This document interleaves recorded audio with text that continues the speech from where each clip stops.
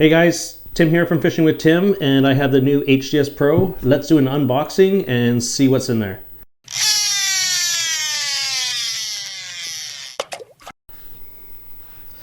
So this is the new HDS Pro from Lowrance. It has just come out. We are looking at the second week of February here, and I was just lucky enough to get my hands on a 12-inch screen. And let's open the box and see what it comes with and get our first impressions. So Lowrance has really prided itself lately on using everything biodegradable products. I believe a lot of their packaging is actually made out of mushrooms. Everything's recyclable in the box. So it's a great thing that Lowrance is doing, and I'm hoping that they continue this going forward with less plastic and more recyclable products. So when we open the box, this is what we're gonna see. Just a basic welcome. And we open it up, we have our HDS Pro in the box. And then we have our side box here. So this is the box with no transducer. So in the box we are going to find our power cord. We'll have the knobs for the side.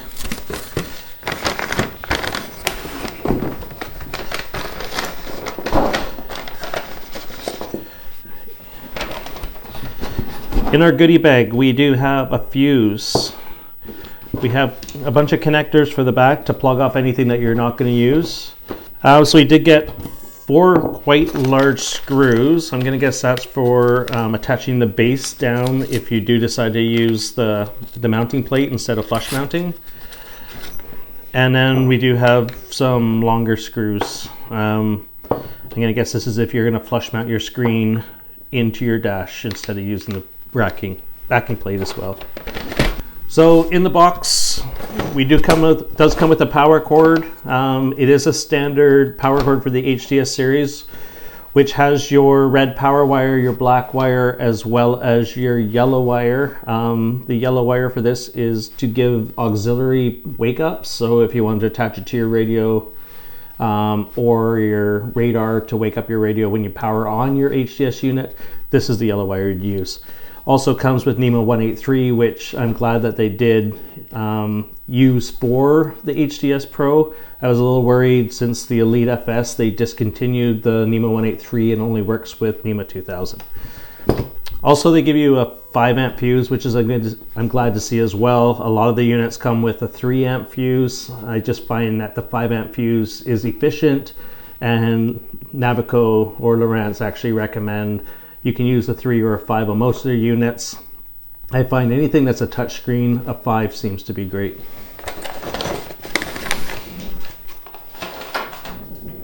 All right, let's get in the box and get the HDS Pro out. So again, they're using recycled material, holding the HDS Pro in the box. And then underneath we do have what appears to be an instruction booklet. The screen cover or the sun protector seems to be the same as the HDS. I don't see any difference. It does not say Pro on it, and I believe this will fit the HDS. So let's see what's in the instruction booklet here.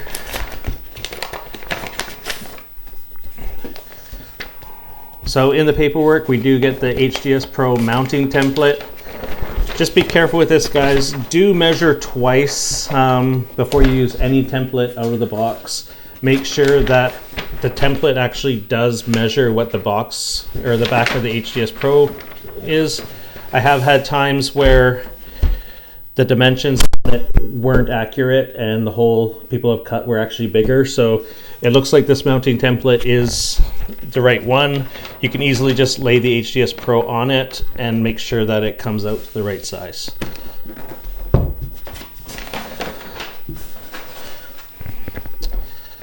We do have a small installation guide, pretty basic, just shows you use a pencil, put your holes, screw it down with a spec sheet on it. Looks like we do have one in French as well. And then we do have a disclaimer with a barcode. Yeah. Okay, let's plug in the HDS Pro and see what we have.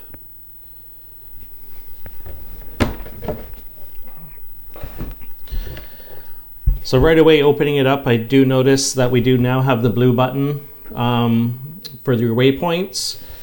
Other than that, the HDS 12 in the blue is new, and it does not say live anymore, but it does not say Pro as well.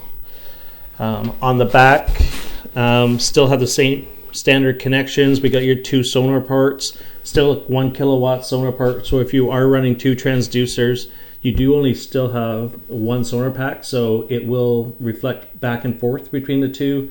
They'll ping opposite each other, so it's still really fast. Don't have to worry about any kind of lag or anything.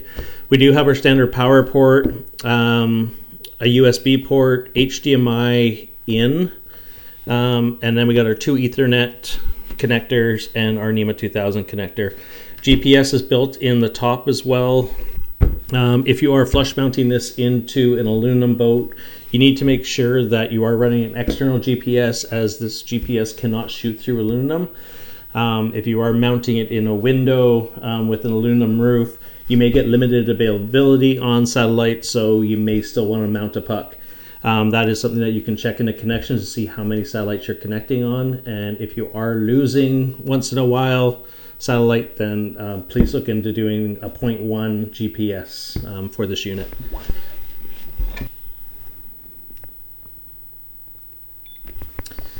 So I noticed that the deal with the power button on some of the units now, you do have to hold it down for 3 seconds. This seems to be a new thing that they've added to their units.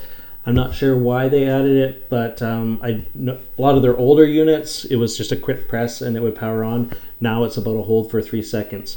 Yeah, so we're starting up here, loading charts, new HDS Pro screen, looks very vibrant, very happy with how it looks, high definition. Your pages screen looks really nice. I do like the background. I think they've done a really good job with the brightness of it. The touch screen seems to be working really well. Loading the maps, we are in simulator here, but it does seem to have all North America preloaded in. Here where I am on the island, let's just take a look and see how we're looking for contours. So this is great. They've added the rockfish conservation areas in my location. This is something that they missed out on with the FS, and they told us that it was going to be available on the FS, and it never has been. I'm hoping that maybe one of the updates coming out sooner, this will be available. I did notice it was available on the NSX from Simrad as well, so it seems like they're starting to figure it out and get their stuff together. Again, here it is, and very well marked. You can see here the red line going from this point up to this point up here. This is a rockfish conservation area, and we cannot fish bottom fish in this area. So I'm glad they started adding that. I just really want to quickly check the West Coast to see if they added them on the West Coast, which it looks like they have as well. So good on you, Lawrence, for finally adding those conservation areas for us. That has been something that Navionics has had for quite a while, and CMAPS has not had. I think that's going to really affect their buying, where people will not have to buy the Navionics cards anymore to get their rockfish conservation areas. So, and that is just added in the basic map that comes with the unit. So I am super stoked about that. Anything else that you're probably not really going to notice with the basic setup, all the screens seem to be the same. It's very fast. So the HDS Pro does have the new processor in it that they did put in the NSS Evo 3S. It does make the machine quite a bit quicker on load up, as well as touch and pinch and zoom. From what I've noticed in the NSS Evo 3S is that everything is a lot quicker than the original 3, and I'm hoping that the HDS is going to be the same. Not that it lagged before, but usually with the HDS we do limited connectivity. It's usually just a transducer and a radar. But now with the live target, active target, live site and stuff like that, that kind of stuff could slow down the processor a little bit, and adding that extra power boost should compensate for that loss. Other than that, everything seems to be the same. I like the mapping. I'm super stoked about that, as I said.